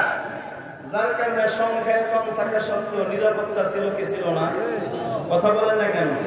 শুধু কি নিরাপদ ছিল না, মুসলমানদের ভয়ে সারা পৃথিবী থর থর করে কাঁপত। হামলা তো দূরের কথা, চোখ রাঙ্গাইবা তো দূরের কথা, চোখ পাকায় দেখার মতন সাহস ছিল না। ঠিক কিনা? কারণ কি? সংখ্যায় মুমিন মুসলমান বেশি ছিল না, সংখ্যায় যাই ছিল সবাই কি ছিল? নেককার ছিল। ঠিক কিনা? তাহলে যতক্ষণ পর্যন্ত মুমিনরা নেককার ছিল ততদিন পর্যন্ত মুমিনরা সম্পূর্ণ নিরাপদ ছিল। যেদিন থেকে মুমিনরা বদকার হতে শুরু করলো, সেদিন থেকে মুমিনদের নিরাপত্তা হারাইল।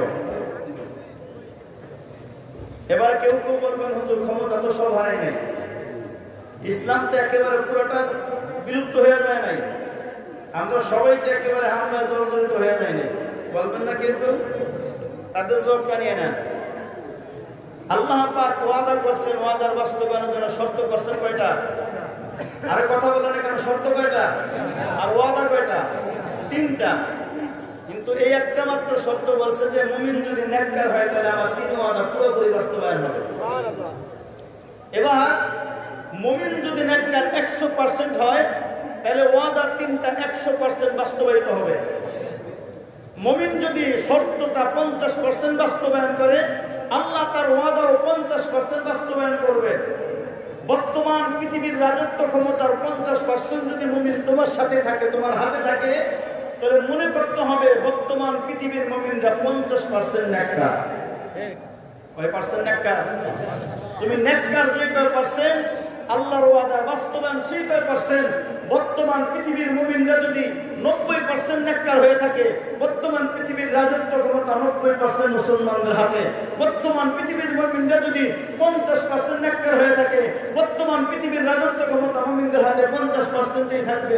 মুমিনরা যদি শর্তটার 20% নিজের জীবনে বাস্তবায়ন করে, নেককার যদি 20% হয়, আল্লাহ পাকের ওয়াদা বিশ্ব ক্ষমতা মুমিনদের হাতে 20%ই রাখবে, 21% রাখবেন না।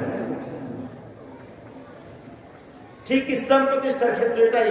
মুমিনরা যদি 100% নেককার হয়, ওই 100% মুমিনদের জন্য আল্লাহ ইসলামকে 100% প্রতিষ্ঠিত করে দেবেন। মুমিনরা যদি 90% নেককার হয়, ওই মুমিনদের জন্য আল্লাহ 90% ইসলামকে প্রতিষ্ঠিত করে দেবেন।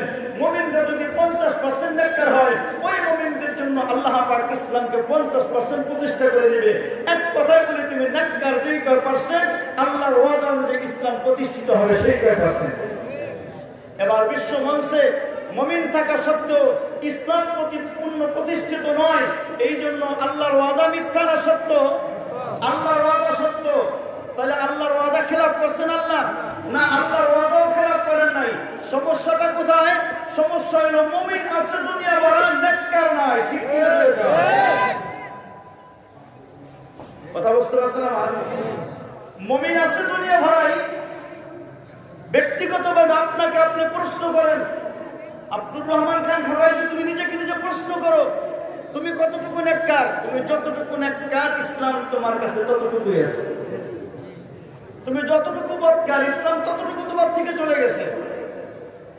এবার রাষ্ট্রীয়ভাবে মুসলমানরা যতটুকু নেককার, ইসলাম সে দেশে ততটুকু প্রতিষ্ঠিত। সংখ্যায় কম হতে পারে, সংখ্যায় কম হতে পারে। এবারে মুসলিম জাতি তাদের এই বিপর্যস্ত অবস্থা কেন? এই মর্মে বিশ্বনবী মুস্তাফা সাল্লাল্লাহু আলাইহি ওয়াসাল্লামের দুইটি যুগান্তকারী হাদিসের তরজমা করব। কয়টি যুগান্তকারী? দুইটি হাদিস। বিশ্বনবী মুস্তাফা সাল্লাল্লাহু আলাইহি ওয়াসাল্লাম বলতেছেন, একদিন সাহাবায়ে কেরামের মধ্যে বসা, যে অতি সত্তর উম্মত আমার উম্মত তাদের অস্তিত্ব টিকিয়ে রাখতে পারবে না। বলে কেমন হবে? বলে উম্মত স্রোতের মধ্যে খড়কুটা যেরকম ভেসে যায়, ঠিক উম্মত তাদের অস্তিত্বকে টিকায় রাখতে পারবে না। দুনিয়ার বাতিলের সয়লাবের মধ্যে তারা তাদের অস্তিত্ব হারিয়ে ফেলবে। উপস্থিত সাহাবায়ে কেরাম বলতেছেন, ইয়া রাসূলুল্লাহ, তখন মুসলমানদের সংখ্যা খুব কম হবে। উত্তরে জনাবে রাসূলুল্লাহ সাল্লাল্লাহু আলাইহি ওয়াসাল্লাম বললেন, না, তখনকার সময় মুসলমানদের সংখ্যা খুব কম হবে না, বরং ইতিহাসের সবচেয়ে বেশি সংখ্যক মুমিন মুসলমান তখন থাকবে। সাহাবায়ে কেরাম বড় অবাক। ইতিহাসের সবচেয়ে বেশি সংখ্যক মুমিন মুসলমান ভূমিষ্ঠে থাকা সত্ত্বেও মুমিন মুসলমানরা তাদের অস্তিত্বকে টিকিয়ে রাখতে পারবে না, ইয়া রাসূলুল্লাহ, কারণ কি? রাসূল উত্তর দিলেন, দুই কারণে। কয় কারণ? এই দুই কারণ বলার আগে অস্তিত্ব কাকে বলে সেটা বলতে হবে। অস্তিত্ব হারিয়ে ফেলবে কথার ব্যাখ্যা করতে হবে। আল্লাহ রাসূল বললেন মুমিনরা তাদের অস্তিত্ব হারিয়ে ফেলবে, এ কথার অর্থটা কি? এ কথার অর্থ হলো তিনটা স্তরে তারা বিপর্যস্ত হবে, তিনটা জিনিসের বাস্তবায়ন তারা পাবে না। এক নম্বরে মুমিনরা তাদের মুমিন জাতি, বিশ্ব মুসলিম জাতি তাদের অস্তিত্ব হারিয়ে ফেলবে। কথার অর্থ হলো বিশ্ব ক্ষমতা তাদের হাত থেকে চলে যাবে। বিশ্ব ক্ষমতা তাদের হাতে ক্ষমতা থাকবে না, রাজত্ব ক্ষমতা হারিয়ে ফেলবে। হারাইছেনি? মিলিয়ে দেখেন, রাসূল বলছেন তাদের অস্তিত্ব হারাবে বলতে বুঝাইছেন এক নম্বরে তারা রাজত্ব ক্ষমতা হারাবে। এবার বিশ্ব মুসলিম জাতি রাজত্ব ক্ষমতা ঠিকই হারাইছে। আসেনি কোন রাষ্ট্রে এখন ইসলাম মুসলিম জাতির শাসন? কতটুকু আছে? যতটুকু নেককার তুমি ততটুকু আছে। আগের কথাটা মনে রাখবেন। এবার ঠিক আছে, দ্বিতীয় পর্যায়ে রাসূলের কথা হলো তিনটা স্টেপে, তিন ধাপে মুমিন মুসলমান অস্তিত্ব হারাবে। তার তিনটা ধাপ। মুমিন মুসলমান অস্তিত্ব হারানোর ধাপ কয়টা? মনে রাখবেন, মুমিন মুসলমান অস্তিত্ব হারানোর ধাপ তিনটা। প্রথম ধাপে তারা রাজত্ব ক্ষমতা হারাবে, হারাইছে রাজত্ব ক্ষমতা। এবার দ্বিতীয় ধাপ, রাজত্ব ক্ষমতা হারানোর পরও মুমিন মুসলমানরা কিছুদিন পর্যন্ত ইসলামের উপর বহাল থাকবে, কিন্তু বেশি দিন থাকতে পারবে না। আস্তে আস্তে ইসলামের প্রতিষ্ঠাও হারাবে। ইসলামের দ্বিতীয় ধাপ, ইসলামের প্রতিষ্ঠা হারাবে। যখন রাষ্ট্রীয় ক্ষমতা মুমিনদের হাতে থাকবে না, যখন রাজত্ব ক্ষমতা মুমিনদের হাতে থাকবে না, কিন্তু ওই মুমিনদের দেশের মধ্যে মুমিনরা থাকবে ঠিক, এই মুমিনদের কারণে ইসলামের উপর কিছুদিন তারা অবিচল থাকবে ঠিক, কিন্তু একটা পর্যায়ে যে রাষ্ট্রীয় ক্ষমতা না থাকার কারণে আর পুরোপুরি প্রতিষ্ঠা রাখতে পারবে না, যার কারণে ইসলামের প্রতিষ্ঠা হারাবে। এবার যখন কোন মুসলিম জাতি রাজত্ব ক্ষমতা হারাবে, ইসলামের প্রতিষ্ঠা হারাবে, তখন আল্লাহ পাকের রাসূল বলতেছেন তাদের চূড়ান্ত ভাবে তাদের অস্তিত্ব হারাবে, অর্থাৎ হইল ভিন্ন জাতিরা তাদের উপর হামলা করে তাদের অবস্থানকে ধ্বংস করে দেবে। বুঝতে পারছেন বিষয়টা? অস্তিত্ব হারাবে অর্থ হইল 1 নম্বরে রাজত্ব ক্ষমতা হারাবে, অস্তিত্ব হারাবে অর্থ হইল 2 নম্বরে দ্বিতীয় স্তরে ইসলামের প্রতিষ্ঠা হারাবে, অস্তিত্ব হারাবে অর্থ হইল অন্য জাতিরা যখন ইসলাম প্রতিষ্ঠা হারাবে তখন ঈমান দুর্বল হবে, দুর্বল ঈমানের দুর্বলতার সুযোগ পেয়ে বিজাতিরা কাফের মুশরিক আর বিদনীরা একজন আরেকজনের সাথে মিলে একজন আরেকজনকে আহ্বান করে বিশ্ব মঞ্চ থেকে মুসলমানদেরকে মুছে দেওয়ার জন্য এইভাবে একতারে একজোট হয়ে তারা হামলা করবে। এ হলো মুসলিম জাতির বুনিয়াদ, তাদের ভিত্তি একেবারে নষ্ট হয়ে যাবে, ভিত্তিহারা হয়ে যাবে, তারা নিজেদের অস্তিত্ব টিকে দিতে পারবে না। কিন্তু উপস্থিত সাহাবায়ে কেরাম রাসূলকে প্রশ্ন করছেন, ইয়া রাসূলুল্লাহ, সংখ্যায় বেশি থাকা সত্ত্বেও তখনকার মুমিনরা অস্তিত্ব হারাবে কেন? রাসূল বলেন 2 কারণে, লিসাবাবার লিইল্লাতান, 2টা কারণে। একটা কি? একটা হলো খাউফুল মউত, মৃত্যুর ভয়, আরেকটা হলো হুব্বুদ দুনিয়া, দুনিয়ার মহব্বত। 1 নম্বরে কথা বলেন না কেন? মৃত্যুর ভয়।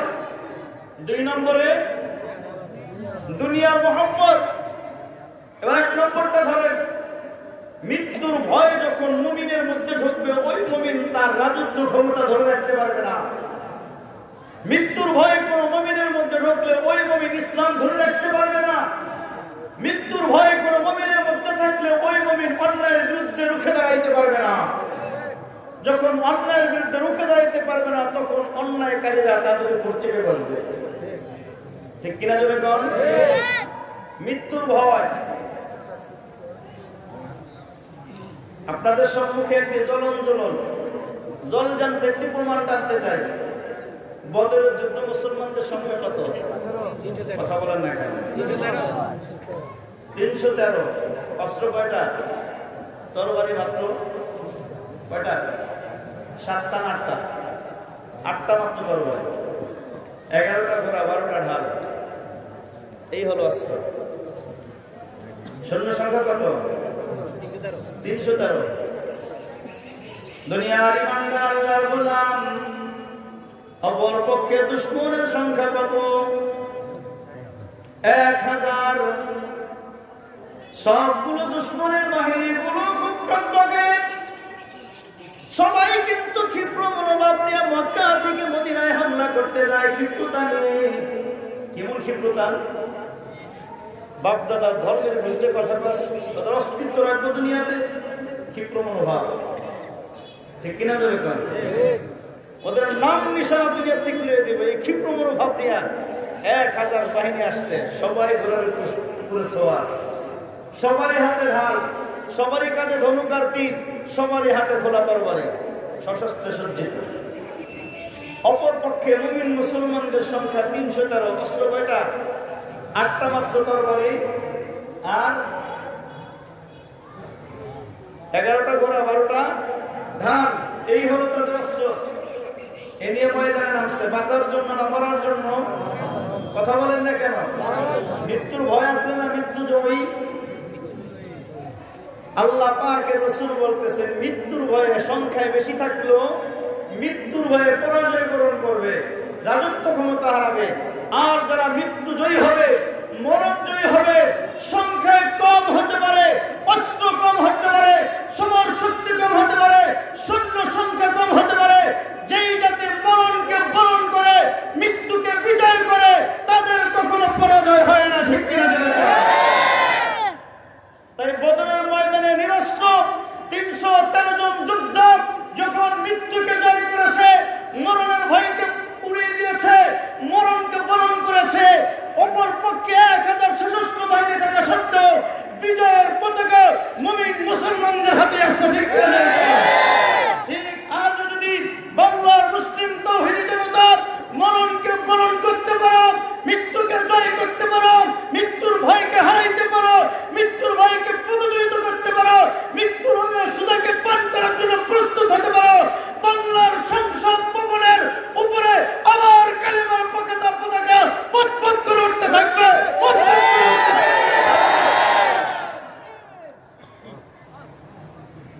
মৃত্যুর ভয় রাসূল বলেছেন কি? মৃত্যুর ভয় আছে না নাই? আজকে সকালেও বের হওয়ার সময় আমার স্ত্রী কইতেছে, আপনার যদি কিছু হয়ে যায়। আমি যখনই বাসা থেকে বের হই, দাবিতে বাসায় বের হই, আমার জীবনের বড় একটা অধ্যায় শাপলা চত্বর। 2টা গুলি লাগছে, গায়ে লাগে নাই, জামায় লাগছে মাত্র, তাই কিছু। মার কাছ থেকে দাবি ছাড়াই গেছে, বাবার কাছ থেকে দাবি ছাড়াই গেছে, আর আসবো না হয়তো। মৃত্যু জয়ী হতে হবে। কি হতে হবে? মৃত্যুর জয়ী। সে কখনো হারে না, কারণ যারা আল্লাহর জন্য জান উৎসর্গ তারা কখনো পরাস্ত নয়। যারা আল্লাহর জন্য জান উৎসর্গ করে, আর যারা আল্লাহর জন্য জান উৎসর্গ করতে ময়দানে ঝাঁপিয়ে পড়ে, তারা বাঁচলে গাজী, মরলে শহীদ। বাঁচলো তাদের জন্য জান্নাত, মরলেও তাদের জন্য জান্নাত। ঠিক কিনা? তার জ্বলন্ত প্রমাণ হলো উহুদের বদরের যুদ্ধের মধ্যে 313 জন সাহাবা যুদ্ধের ময়দানে যখন অবতীর্ণ হলো, জান আল্লাহর জন্য কুরবানি করতে যখন প্রস্তুত হয়ে গেল, আল্লাহ পাক সকলকে মেরে ফেলেছেন। সবাই শহীদ হয়ে গেছে। মাত্র কয়জন? 7 জন। কয়জন? অপর পক্ষের 70 জন। অপর পক্ষের জাহান্নামে কয়জন? আমাদের জান্নাতে কয়জন? 7 জন। একটা তরবারি মাত্র 8টা, কচু কাটা করলো 70 জন রে। এই 8 তরবারি প্রত্যেক এক তরবারিতে ভাগে গেছে কয়টা? কথা বলেন না কেন? অঙ্ক মিলান, অঙ্ক মিলান। 70 7 দিয়ে 8 দিয়ে ভাগ করেন, কত পাবে? 9টা। 9টা একটু বেশি, কোনটা হয়তো একটু সবকাত নিয়ে গেছে। কিন্তু আমার প্রশ্ন হলো, সংখ্যায় কম, অস্ত্র শক্তিও নাই, সমশক্তিও নাই, রসদপত্র তেমন নাই, খালি পেট ক্ষুধার্ত অবস্থায় যুদ্ধের ময়দানে বিজয় দিলেন কে? আরো বলেন কে? আল্লাহ।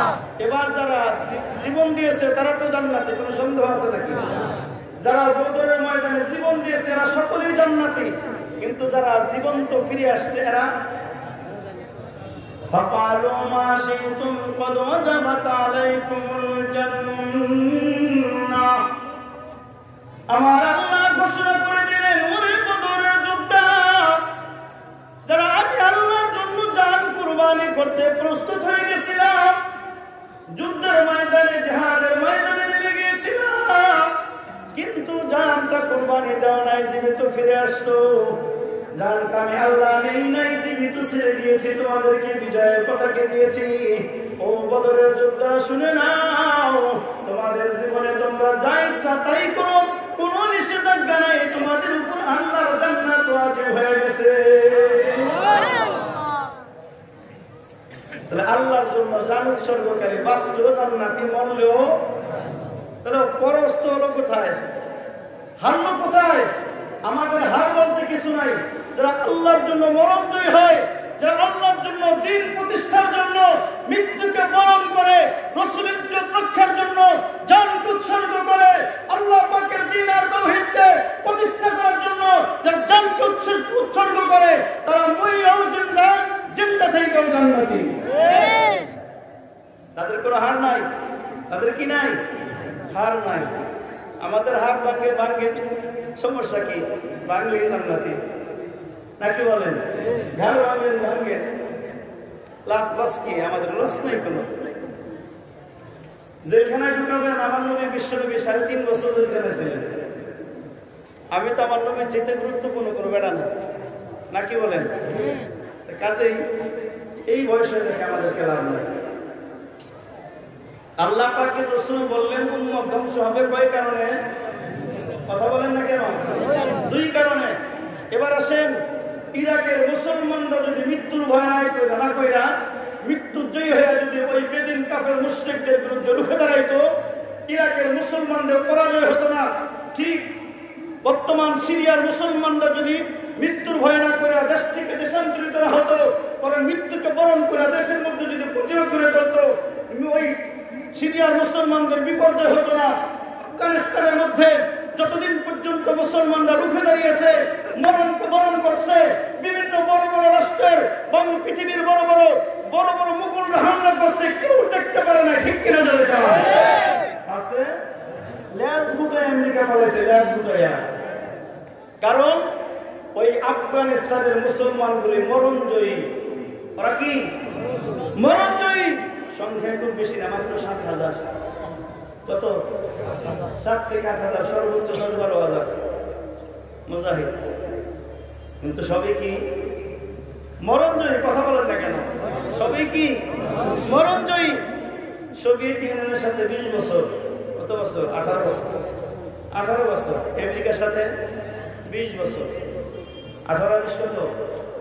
38 বছর যুদ্ধ করছে, পরাজয় বরণ করছে। আরে সোভিয়েত ইউনিয়নকে খান করে দিয়েছে তালেবানরা। আফগানিস্তানের মুসলমানরা, ঠিক কিনা জোরে কান? আমেরিকাকে লেজ গুটিয়ে পালায় যেতে বাধ্য করছে, ঠিক কিনা জোরে কান? কারণ কি? সংখ্যায় খুব বেশি। 2 লক্ষ সেনাবাহিনী পাঠাইল আমেরিকা, মিত্র বাহিনী পাঠাইল 1 লক্ষ। মাত্র 10,000 তালেবানের বিরুদ্ধে, মুজাহিদের বিরুদ্ধে টিকে থাকতে পারল না। কারণ তালেবানদের মুজাহিদের সংখ্যা বেশি নয়, বরং যারা ছিল তারা সকলেই জানবাজ, আল্লাহর জন্য জান কুরবান করেওয়ালা। ঠিক সেই বদরের যুদ্ধের মধ্যে জানবাজ সাহাবারা যেরকম জান দেওয়ার জন্য প্রস্তুত হয়েছিল, যার কারণে 1000 সশস্ত্র বাহিনীর বিপক্ষে অল্প সংখ্যক নিরস্ত্র মুমিন মুসলমানদেরকে বিজয় দান করেছেন। ঠিক তেমনি ভাবে আফগানিস্তানের মুসলমানরা জান উৎসর্গ করতে প্রস্তুত হয়ে গেছে, যার কারণে বড় বড় ক্ষমতাধর রাষ্ট্রের সশস্ত্র বাহিনীর হামলা থাকা সত্ত্বেও আফগানিস্তানের বিজয় চিরদিনের জন্য হয়ে গেছে। ঠিক কিনা জানেন?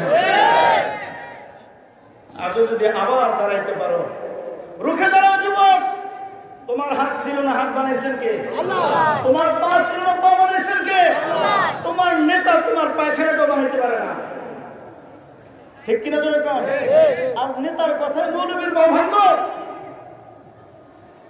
তোমার জবান ছিল না, জবান দিছে কে? আল্লাহ। তোমার সিনা ছিল না, সিনা দিছে কে? আল্লাহ। যৌবনের তারণায় পরে যা ইচ্ছা তাই করে, তোর যৌবন ছিল না, যৌবন দিছে কে? আল্লাহ। যেই আল্লাহ পা ছিল না, পা দিছে, এই পা দিয়ে যদি একটা কদম দেওয়া হয়, সেই কদমটা হবে কার জন্য? এই যে হাত ছিল না, হাত যে আল্লাহ দান করছেন, এই হাত দ্বারা যদি কোনো একটা কর্ম বাস্তবায়ন করা হয়, সেই কর্মটা বাস্তবায়ন করবে একমাত্র কার জন্য? আল্লাহর জন্য। খবরদার কোন নেতার চামচামি করে আল্লাহর বিরুদ্ধে হাতকে ব্যবহার করিস না, চামচামি করিস না। তুই চামচ হস কেন আরেকজনের? তুই চামচ হবে একমাত্র কার? তুই চামচ হবে কার? আল্লাহ, আল্লাহ রসুলের। মনে রাখিস যুবক, যারা চামচামি করো তাদের পায়ে ধরে বলে যায়, তোরে চামচ হিসাবে ব্যবহার করবে ততক্ষণ যতক্ষণ তরকারি থাকবে। যতক্ষণ পর্যন্ত তোরে দিয়া তরকারি পকেটে ঢুকবে, ততক্ষণ পর্যন্ত তোরা চামচ হিসাবে ব্যবহার করবে।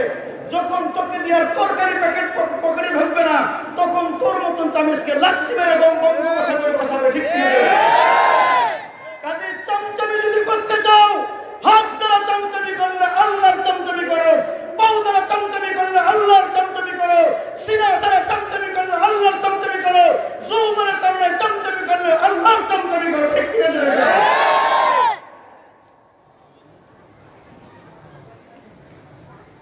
দেহ রক্ত দিছে কে? কথা বলেন না কেন? রক্ত দিব কাকে? আল্লাহ রক্ত দিছে চামচামি করার জন্য? ওখানে যা রক্ত আছে, তোর শক্তি ছিল না, তুই তো কুমতা জয়ীফান, আল্লাহ নিজে বলছেন কুমতা জয়ীফান, তুই দুর্বল ছিলি। তুই কি ছিলি? দুর্বল ছিলি। জাল তুকা কবি, ওকে আমি আল্লাহ শক্তিশালী বানাইছি। কে বানাইছেন শক্তিশালী? কান আলা কারিজিল ওয়ালাকিন লা তামশি, তোর পাও ছিল, হাঁটতে পারতি না, আমি আল্লাহ তোকে হাঁটার ক্ষমতা দিছি। হাঁটার ক্ষমতা কে দিছেন? আল্লাহ। তাহলে আল্লাহ রসুল বললেন উম্মত ধ্বংস হবে কয় কারণে? 2 কারণে, এক কারণ কি? মৃত্যুর ভয়। এবার আসেন বর্তমান পৃথিবীর মুমিন মুসলমানরা